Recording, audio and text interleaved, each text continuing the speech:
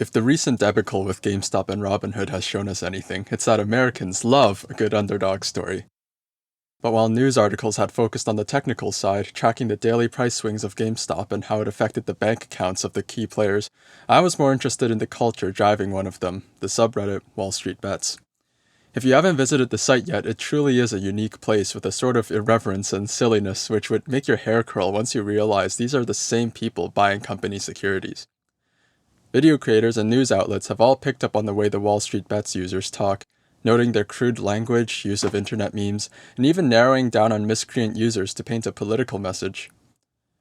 But even after watching a lot of the descriptions of the culture, I was left wondering why it ended up being the way that it did. Like I said before, the subreddit is totally unique.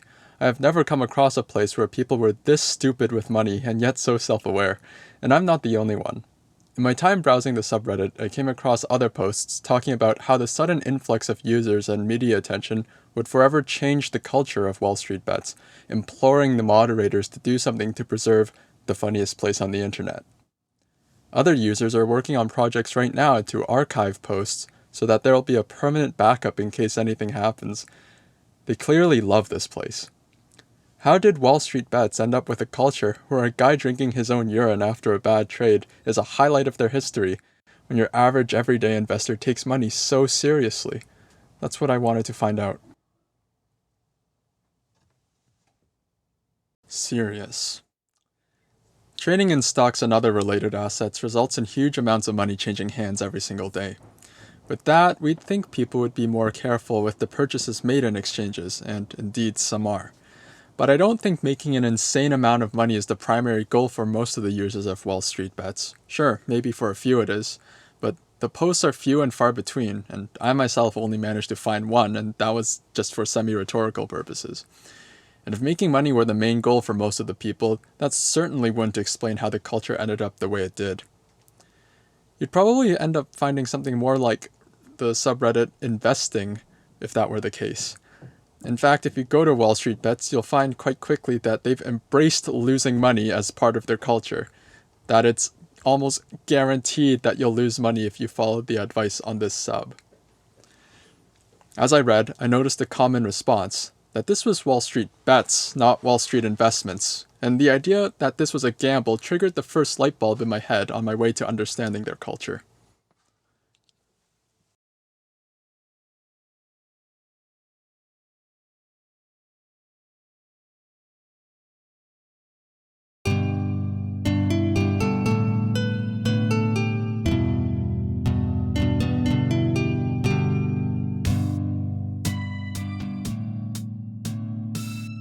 In the 1991 manga and 2005 anime, Akagi, the titular character enters a mahjong parlor to evade police after surviving a game of chicken. He meets Nanguo, a man who owes the Japanese mafia a sum of money so large they'll kill him if he doesn't pay it back. Nanguo manages to strike a deal with his creditors so that if he wins the game of mahjong, he'll get to keep his life. Akagi eventually wins, and Nanguo prepares to leave, but not before Akagi bets the whole debt again on another game. Over the course of the series, the bets get more and more intense, and Akagi plays more games, gambling larger and larger amounts to the point of being willing to literally bet an arm and then betting his blood. Why does he do it? He's certainly not gaining anything from it.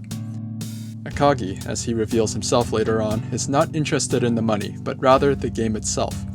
He wants the pure feeling of trusting his wits, having both sides put everything on a gamble and coming out on top.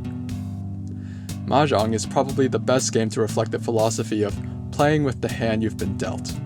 Some hands are more valuable than others, but everyone's drawing from the same limited pool of resources. Sometimes this means that the people with more valuable hands win. Other times, great hands don't pan out and others win first with cheaper ones. And sometimes the hands that are complete poo turn into gold. Life isn't predictable, and placing oneself in an environment where everything is figured out is like placing oneself in a homeostatic womb. As one religious figure notes, he who tries to keep his life will lose it.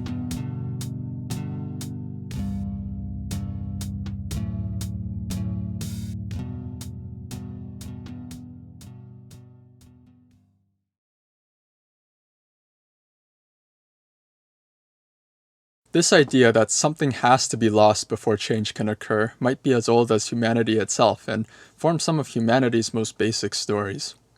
In Buddhism, the Buddha had to leave his life of wealth behind and walk into the desert before he could become enlightened. In Hinduism, the god Shiva is both the supreme destroyer and creator of the universe. In Christianity, the motif playing throughout the whole Bible is that of encountering death and then being reborn. This old idea that there is some irretrievable loss which comes about in the process of transformation was picked up on by Western alchemists in their pursuit of turning common metals into gold, ultimately leading to the development of modern chemical concepts today. The significance of this meme follows us whenever we try to do something new. Something has to be lost before we can gain something. Is it any wonder that it shows up over and over and over again in our religions, our science, and pop culture?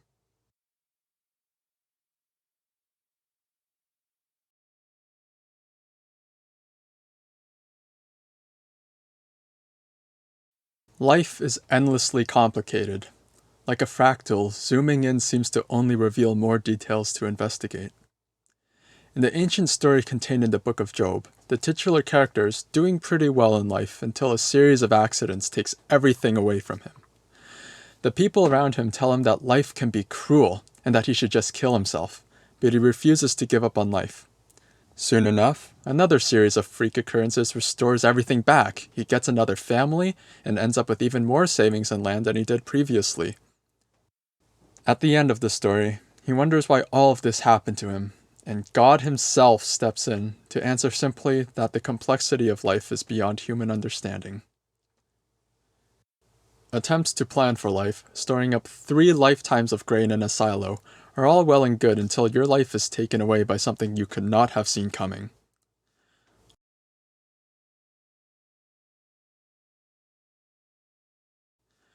Wall Street is like this.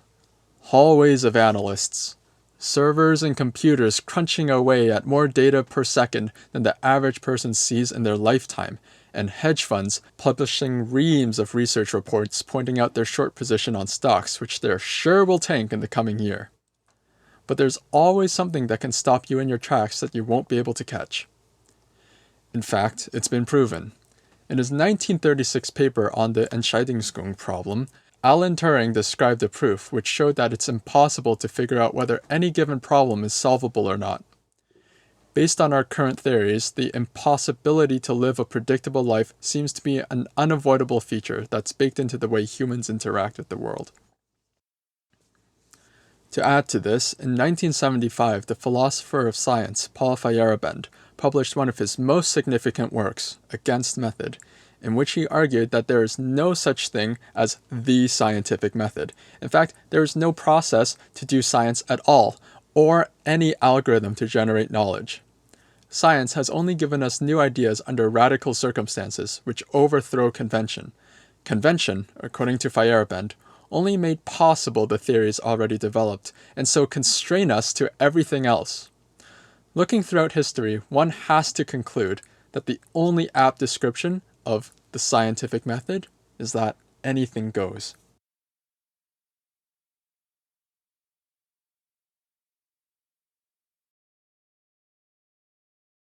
Nature finds a way, poking through every nook and cranny, every crack in our plans to exploit them and give food to the little guys, showing where the big guys were stagnant and where their weaknesses lie. Wall Street bets, whether they recognize it or not, play this sort of role, the antithesis to the institution of Wall Street. This is not to say that the culture of Wall Street bets is good, or even that it's any better than Wall Street's. It's just an alternative whose way of life challenges assumptions that there's only one way to do things. Where Wall Street grits their teeth and fakes smiles at each other through suits and ties, Wall Street bets calls each other's apes, retards, and wear bandanas. Where Wall Street profits off of the failure of game retailers, Wall Street bets donates their profits to children's hospitals and charities in support of autism. Where Wall Street loves to brag about the certainty of their research, Wall Street bets lives for the gamble and the chance to concentrate a lifetime worth of risk into a single moment. Where Wall Street obsesses over money and takes it extremely seriously, Wall Street Bets eats losses for breakfast and gathers camaraderie around stories, treating sacrifices as an unavoidable cost to pursuing glory in the one life you've got. The lesson is, the thing which causes the failures of the current system is also the thing which puts a giant question mark on it and asks how the system can improve.